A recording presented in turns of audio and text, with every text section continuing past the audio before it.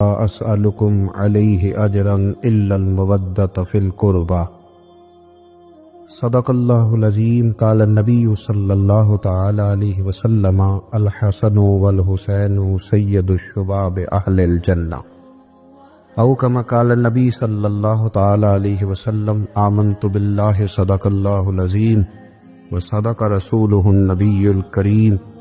قال اللہ تبارک و تعالی فی القرآن المجید فی شان حبیبہ مخبرا وآمرا ان اللہ وملائکتہ یصلون علی النبی یا ایہا الذین آمنوا صلوا علیہ وسلموا تسلیما۔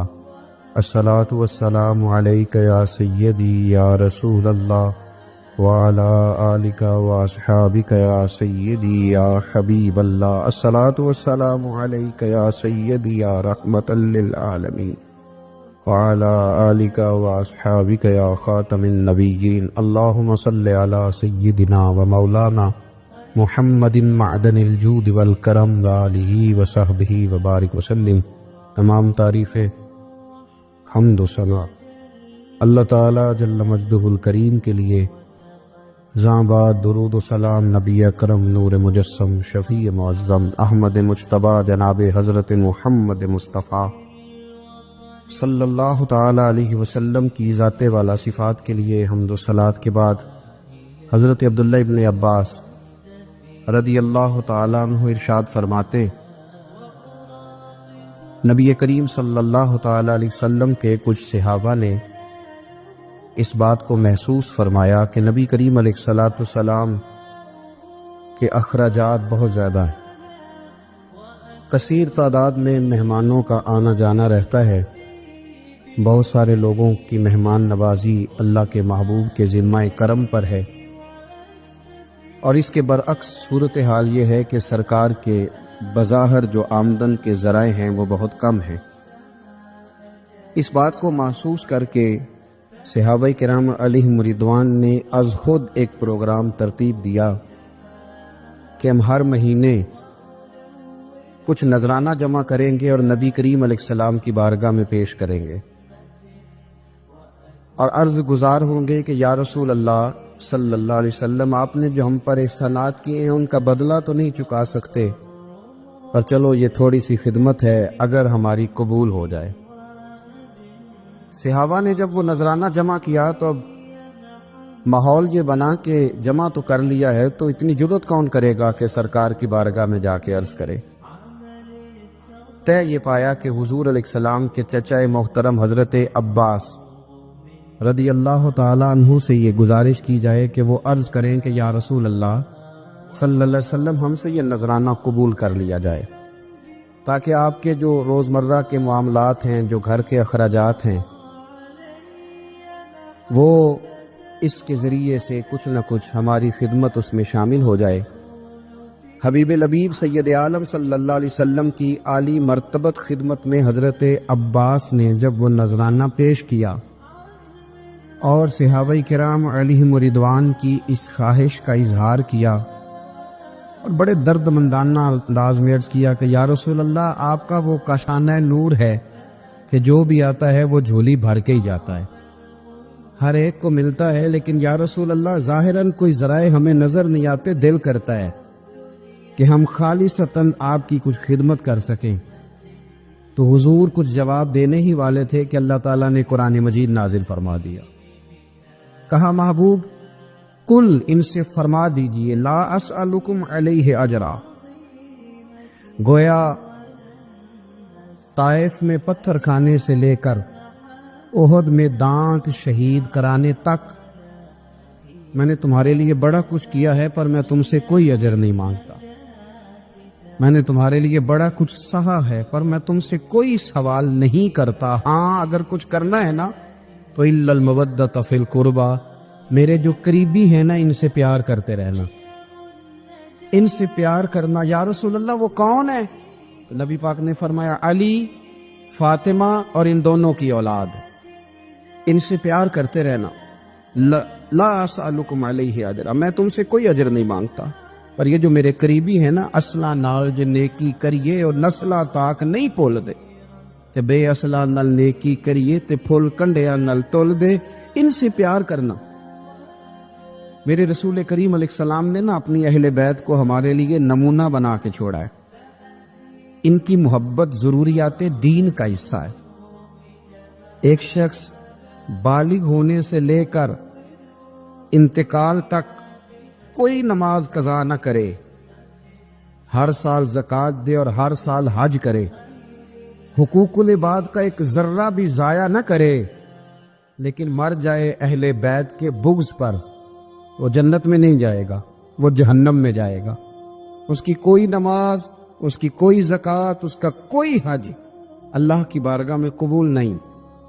لیکن کمزوریاں رہ جائیں، کوشش کرتا رہے، کمزوریاں رہ جائیں، پر حسنین کریمین سے پیار کرتا جائے، ان کی ماں سے، ان کے والد سے محبت کرتا جائے، تو میرے محبوب نے فرمایا من مات علی حب آل محمدن مات شہیدا، جو آل محمد کی محبت میں دنیا سے گیا وہ سادہ نہیں گیا، وہ تو شہادت کی موت مرا ہے، تو شہید ہو کے دنیا سے گیا۔ اہل بیت کا اسوہ نور ان کی محبت ضروریات میں سے ہے۔ رسول کریم علیہ السلام نے فرمایا، جامع ترمذی میں موجود ہے، فرمایا میں جا رہا ہوں پر تمہیں دو بڑی بھاری بڑی وزنی چیزیں دے کے جا رہا ہوں۔ صحیح ستہ کی روایت، دو وزنی چیزیں تمہارے بیچ چھوڑ کے جا رہا ہوں، اگر ان کو تھام کے رہو گے تو کبھی گمراہی تمہارے پاس نہیں آئے گی۔ یا رسول اللہ وہ کون کون سی؟ فرمایا ایک اللہ کی کتاب دے کے جا رہا ہوں اور دوسرا اپنا خاندان دے کے جا رہا ہوں۔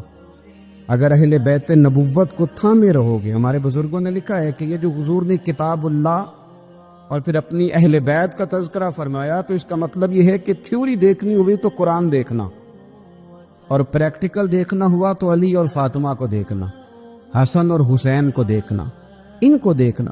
نبی کریم علیہ الصلوۃ والسلام کے اہل بیت مینارہ نور ہیں۔ ان کی محبت، ان کا پیار کیوں بھلا؟ اس لیے کہ یہ وہ خوبصورت لوگ ہیں جن کو خود میرے نبی پاک نے تراشا ہے۔ ان کی سیرت میں جتنے رنگ ہیں وہ رسول کریم نے خود بھرے۔ ان کی ایک ایک بات کا خیال نبی پاک نے رکھا ہے۔ حضور نے از خود انہیں اپنی صحبت عطا کی ہے۔ زیادہ دور نہیں تھا، سیدہ فاطمہ کا گھر مسجد نبوی کے ساتھ تھا۔ اللہ کے رسول دن میں 2 دفعہ جایا کرتے تھے، پھر بھی کبھی کبھی فرماتے فاطمہ میرا دل کرتا ہے آج میں رات تیرے گھر میں قیام کروں۔ تو سیدہ فاطمہ الزہرا فرماتی ہیں کہ آمنہ کے لال اس طرح بھی میرے گھر میں قیام کرتے تھے کہ حضور چارپائی پہ لیٹتے تھے تو ایک کندھے پہ امام حسن کا سر ہوتا تھا اور دوسرے پہ امام حسین کا سر اقدس ہوتا تھا، اور فرماتی ہیں رات کو کبھی حسنین کریمین دودھ مانگتے تو میں اٹھتی دودھ دینے کے لیے، تو حضور فرماتے لیٹ جاؤ آج میرے ساتھ سوئے ہیں تو دودھ بھی میں ہی پلاؤں گا۔ تو محبوب اٹھتے ان کے لیے دودھ لاتے برتن سے نکال کے۔ حضور نے انہیں وقت دیا اور پھر ان کی چھوٹی چھوٹی چیزوں کا خیال رکھا۔ صحیح بخاری میں موجود ہے، تربیت پر توجہ دی۔ امام حسین تشریف لائے، ابھی عمر مبارک 7 سال کے قریب تھی۔ مسجد نبوی میں صدقے کی کھجوروں کا ڈھیر لگا ہوا تھا۔ چھوٹا بچہ جو ہوتا ہے نابالغ، اس پر شریعت کے احکامات نہیں آتے۔ صدقے کی کھجوروں کا ڈھیر تھا مسجد نبوی میں۔ یہ تربیت ہے، یہ ٹریننگ ہے جو اللہ کے محبوب نے خود انہیں عطا فرمائی۔ صدقے کی کھجوروں کا ڈھیر تھا۔ امام حسین حضور کے ساتھ آئے تو امام علی مقام نے ایک کھجور اٹھا کے منہ میں رکھ لی۔ شارحین نے لکھا ہے لگتا یہ ہے کہ کئی دنوں کی بھوک تھی، کیونکہ یہ فاقہ اہل بیت کا بڑا محبوب ہے۔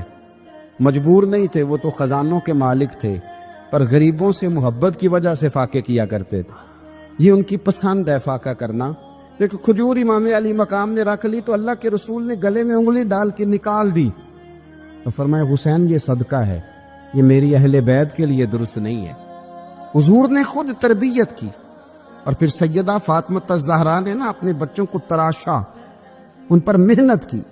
میں اکثر گزارش کرتا ہوں دوستوں سے، میں کہتا ہوں کربلا کا واقعہ کوئی حادثاتی نہیں ہے، اس کے پیچھے پوری ایک لاجک ہے، اس کے پیچھے پورا ایک فلسفہ ہے۔ ایسے ہی کوئی آدمی 3 دن بھوکا پیاسا رہ سکتا ہے؟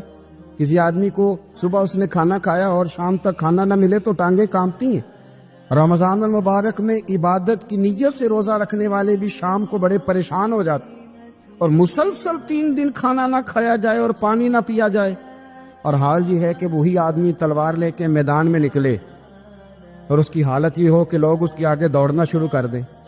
ہزاروں کی فوجیں تاب نہ لا سکے، علی کا گھر بھی وہ گھر ہے کہ جس گھر کا ہر ایک بچہ جسے دیکھو وہی شیر خدا معلوم ہوتا ہے۔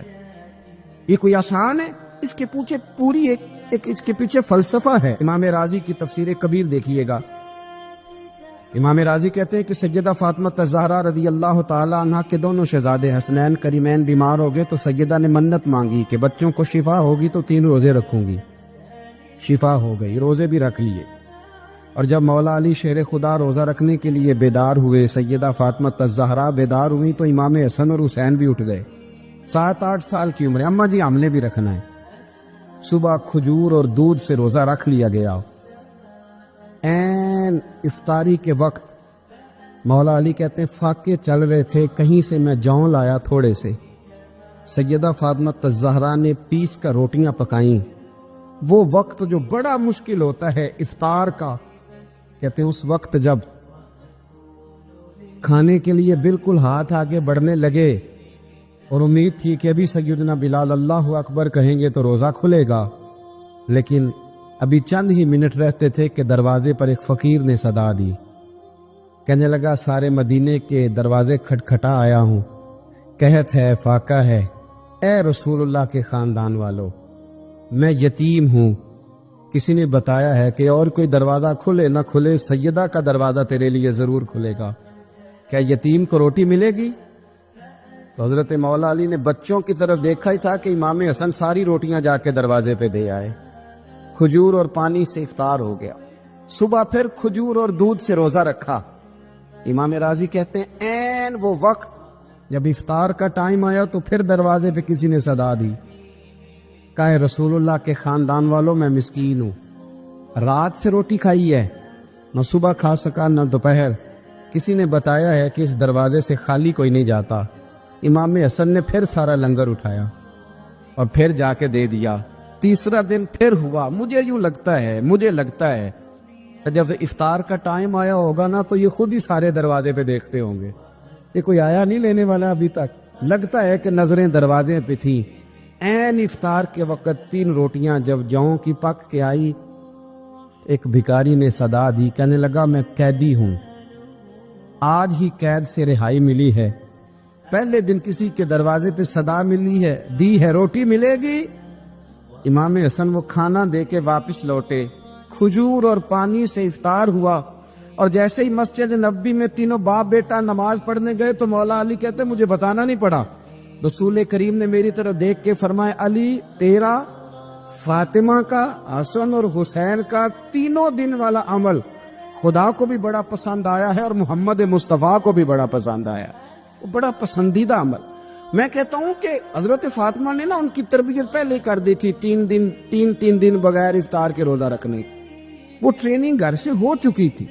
اب میدان کربلا میں 3 دن بھوکا پیاسا رہنا ان کے لیے مشکل نہیں تھا، وہ تو ان بچوں کے لیے مشکل ہوتا ہے جو کھانا دیر سے پکنے سے برتن توڑنے شروع کر دیتے۔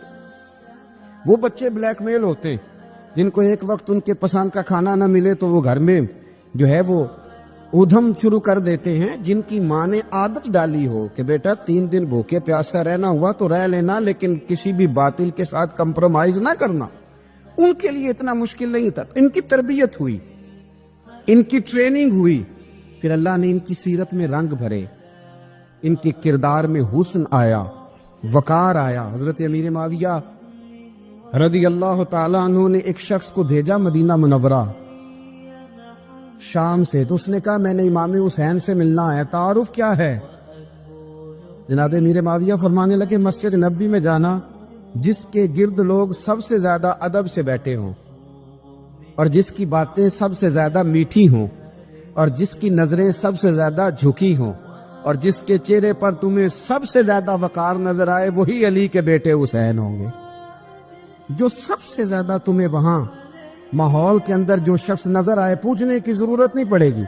وہ شخص کہتا میں مدینے آیا تو میں نے واقعی ایک شخص کو دیکھا، شہد کے گرد مکھیوں کا اتنا ہجوم نہیں ہوتا جتنا امام حسین کے گرد رسول اللہ کے غلاموں کا ہجوم تھا، لیکن نظریں جھکی ہوئی، باتیں میٹھی، لہجہ گداز، لفظوں میں رانائی، اور لوگ کئی باتیں پوچھتے تو علی کے صاحبزادے